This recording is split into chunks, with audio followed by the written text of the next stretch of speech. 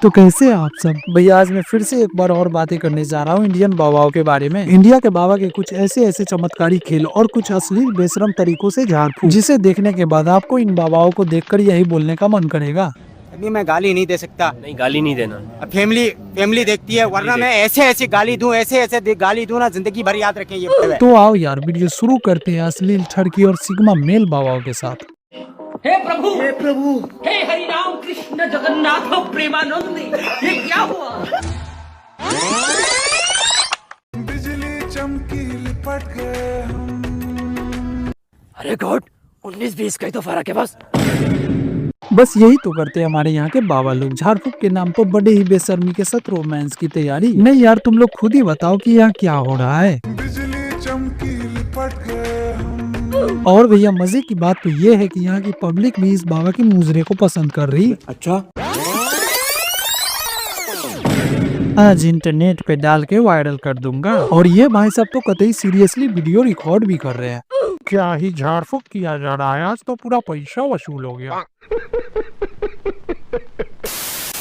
अब देखो भैया ये झाड़ फूक थोड़े अलग ही किस्म का है। इस झाड़ फूक में थोड़े अश्लीलता के दृश्य भी पाए जा सकते हैं। ये देखो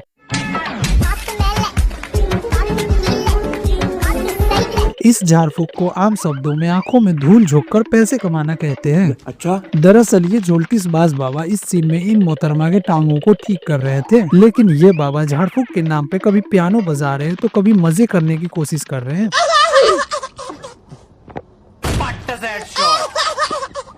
गजब। अब तक तुम लोगों ने तरह तरह के बाबा देखे होंगे, लेकिन अब मैं तुम लोगों को एक सिग्मा मेल बाबा दिखाता हूँ जिनकी काबिलियत पे कोई शक नहीं किया जा सकता। ये देखो 12 साल संकल्प है आपका, तो लेकिन आपने तो कपड़ा पहना है। तो दीदी आप क्या चाहती हो कि ये बाबा भी अपने कपड़े उतार दे और नंगे घूमे? यही नहीं, अभी और सुनिए। काफी लोग कपड़ा नहीं पहनते। अच्छा नहीं, उतारिए मत। लो दीदी ने कपड़े के नाम पे बचा हुआ एक गमछा भी उतरवा दिया। ये होती है भाई साहब, यही होती है सिग्मा मेल बाबा की असली पहचान। देखा इन दीदी के एक चूल को दूर करने के लिए बाबा ने अपनी की गई भूल को तुरंत ही सुधार दिया। अब यार चलो मैं तुम लोगों को लेके चलता हूँ अपने नेक्स्ट बाबा की ओर। ठीक है। तुम लोगों को तो ये बात पता ही होगी कि हम लड़के लोगों की जिंदगी कितनी कष्टदायक होती है। ये दुनिया हमारे लिए कैसी होती है एक सैंपल दिखाता हूँ इन बाबा के जरिए।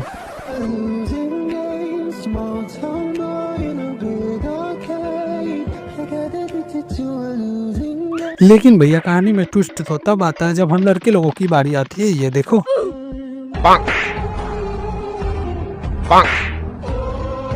चीटिंग करता है तू।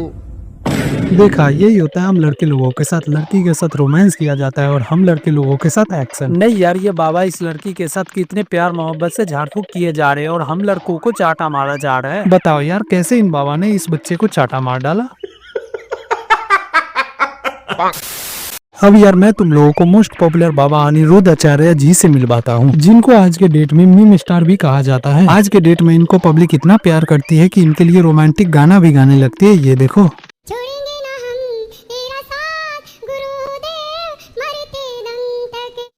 यही नहीं, अभी और सुनिए। गाना बजाओ।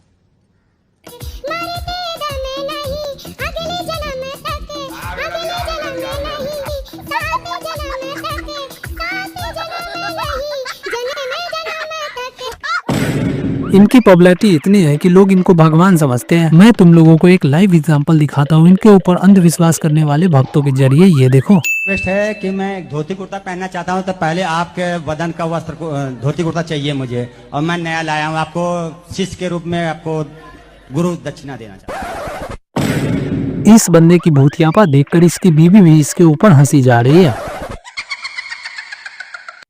और तो और ये बंदा भी इन लोगों की बात सुनकर सदमे में है और ये भी मनी यही बोलना चाह रहा होगा। अरे सुधरो रे अभी तो। और भैया इन भाई सब की बखलुलिया भी खत्म नहीं होती, क्लाइमेक्स सीन तो अभी बाकी है। ये देखो नहीं आपका शरीर का सर ये प्रसाद चाहिए मुझे। तो मैं अभी पूरे वस्त्र कैसे उतारूं?